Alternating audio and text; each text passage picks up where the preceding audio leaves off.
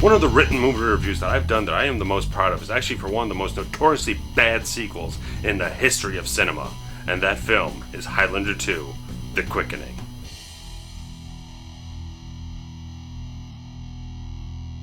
Set 38 years after the adventure of the original Highlander in the year 2024, the world now suffers from a deteriorated ozone layer and is now protected by an energy shield created with the help of Connery McLeod, who is now an elderly man. Remembering his origins, not as a Scotsman from the Highlands, but as a rebel fighter from the planet Zeist, McLeod is soon faced with an old enemy General Katana and is joined by resurrected Ramirez and a former SHIELD employee Luis Marcus to defeat their enemies and collapse the shield, which Marcus can prove is no longer needed. Now, the problems of Highlander 2 have been extremely well documented over the last 20 plus years by many great people, and I don't need to go into it too deeply, but you will get me into it. But the purpose of my review, the reason I wrote it in the first place, is because there are certain qualities of the film, at least on a technical level, and a few other little things, that I think deserve praise, deserve some credit and recognition in an otherwise terribly conceived film to a very fantastic, amazing, standalone, closed-ended film in the original Highlander. It is very definitively no loose threads, a very self-contained, standalone story that Gregory Whiten and Russell Mulcahy intended it to be at the time. Then there was a demand for a sequel, which is kind of hard to do when there's no more immortals left in the world. And so everyone had to do this weird end run around the concept of Highlander to change everything from very magical fantasy, where it's just a kind of magic, is all you really need to know about where immortals came from. It's just a mystery of the universe. You don't need it explained. And they decided to explain it in cheap science fiction terms by turning all mortals into aliens who have been transported from another planet where they're immortal there and they're immortal here and they're locked in this weird combat as an extension of a war that's on this planet Zeist, and it's all just gigantic middle finger of a concept that didn't need to happen, and it's really the reason why this film is so reviled, so notorious as being so bad, because it takes everything that was perfect and fantastic and what everyone loved about the original film and kind of threw it all away and reimagined everything into a very bad concept that didn't make any sense. It completely contradicted everything in the first film.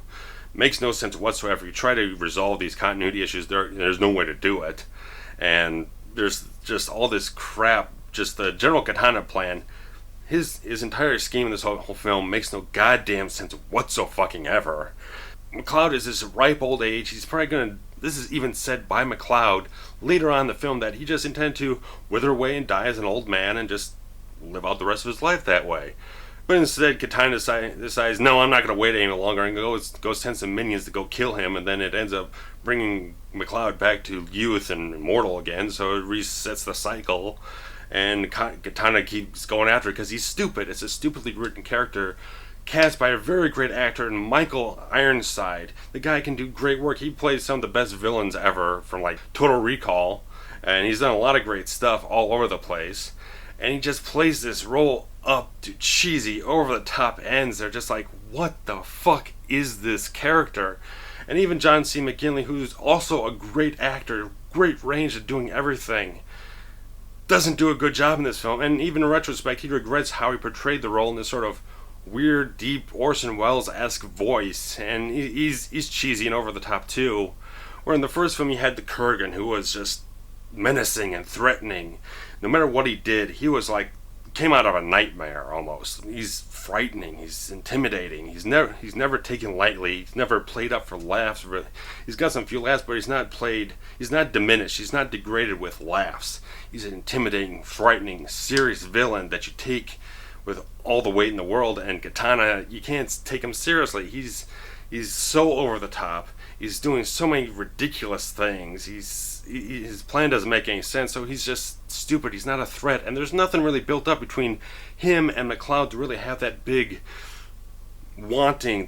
climax, because the climax of this film is not very good. There's not, like I said, there's not a lot of emotional turmoil, there's a lot of emotional conflict to build up between those two characters to make it feel like a big triumphant scene, because in the first film, again, big triumphant operatic type of scene with the visuals and the score just magnificent. In this film, just there's a little bit of light score in there, there's some dull clanging between the swords, and then it's over. It's nothing really triumphant or great or imaginative. And even the whole subplot with the shield covering the ozone layer, protecting the earth, just seems like it's just there to emulate this sort of Blade Runner-esque post-apocalyptic type of style that just doesn't need to be there. It just drags the whole film down, and it's really just kind of there to make things happen, make bullshit occur in this film, to have one characters go from point 1 to point B to point C, and get the Louise Marcus character hooked up with Connor McLeod, which they do have some good chemistry. I think Virginia Madsen and Christopher Lambert do a good job in this relationship, but it's so interjected and so wedged open by the injection of Ramirez being resurrected, because Lambert would only do the film if Connery came back, and just Ramirez's character doesn't aid the film in any real way. He's just there to be there, and he takes away time from the development of that potential romantic interest between Marcus and McLeod, which could have been real good, because I think a lot of the romance qualities in Highlander are fantastic.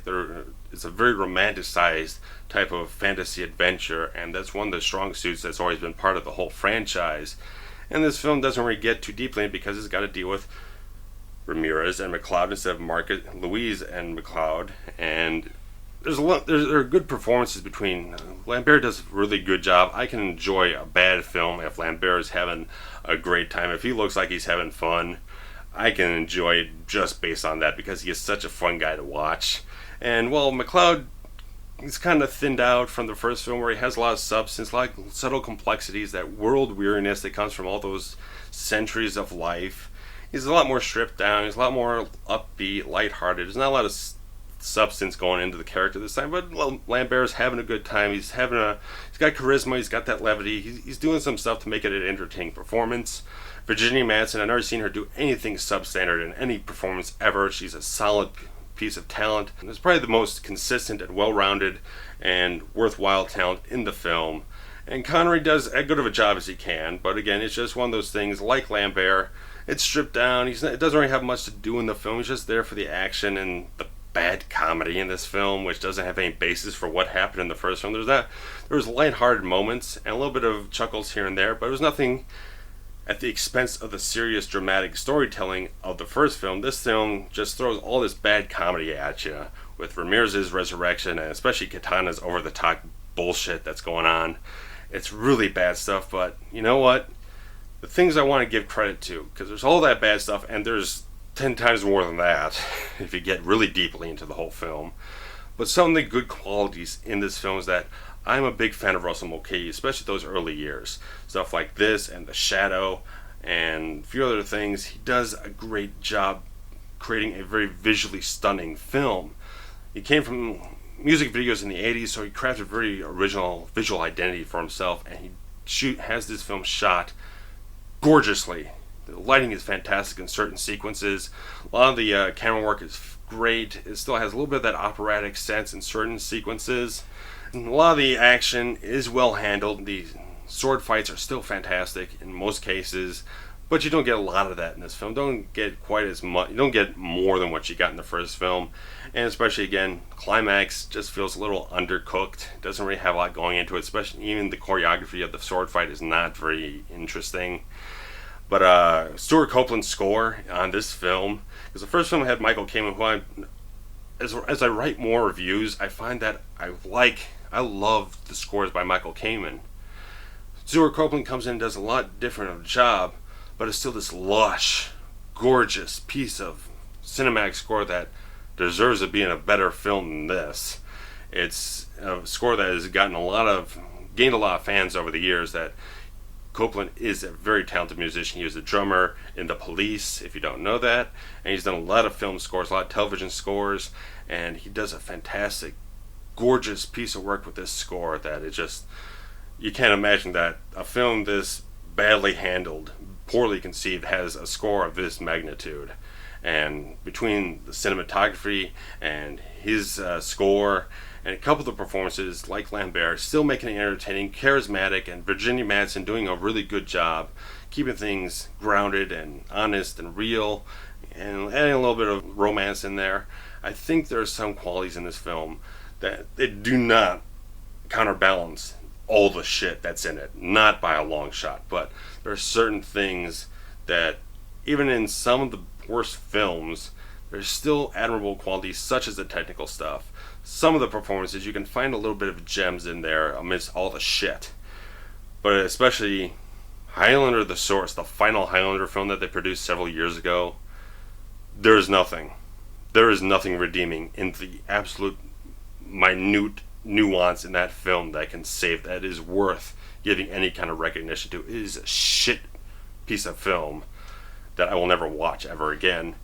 But there's also one little other thing, add this on to the end of this very long review, that the end credits song is by one of my favorite artists, Lou Gramm of Warner. He does a really great song called One Dream, goes over the end credits of the film if you can last that long, but it's not a song that's easy to find, but if you do find it, it's a really good one. I think it's really worth checking out. And it's like one Queen song in the film that plays over a jukebox. You don't get any bit of that really in the film. But little gems like that. That song, some of the musical score, that kind of stuff. Some things you can check out that are not, you don't require you to watch the film. But that's all I got for you for Highlander 2, The Quickening. I can't really recommend seeing it if you've never seen it, but if you love the first film, and if you love Highlander the series, the television series that I have the full DVD set of, you might want to watch it just for the sake of understanding how bad this franchise got, at least theatrically, in terms of movies and everything, and I even understand that it's not the worst thing this franchise created in terms of Highlander the Source. But next review I'll be doing will be for Riddick in early September, and then after that I'm issuing a personal challenge to myself for Friday, September 13th to do a video review for every single film in the Friday the 13th franchise. Big undertaking, a lot of films there. Just give you my general feeling about each film, run through it as this big celebration of the franchise, which is also getting a big Blu-ray release finally, which doesn't have a lot of new content, but if you're in the market for it, that's a good way to get yourself primed for the whole series coming out on Blu-ray. And that's really all I got for you this time. Post some comments below. If you like what you see, hit a like button, spread some links around, subscribe, whatever you like. If you like the stuff that you're seeing me doing here, I appreciate the support that you give me, any kind of feedback you can offer. I love hearing about it, and that's really all I got for you. So look forward to the next couple things coming up in the next couple weeks. There are some things developing behind the scenes in terms of film production for the September and October months, so we'll see how things pan out. So there'll be some stuff coming up here in the next few weeks you might be interested to check out. So I'm gonna leave you, part you right now, so I'll see you when I see you, and I hope you have a good time. Bye.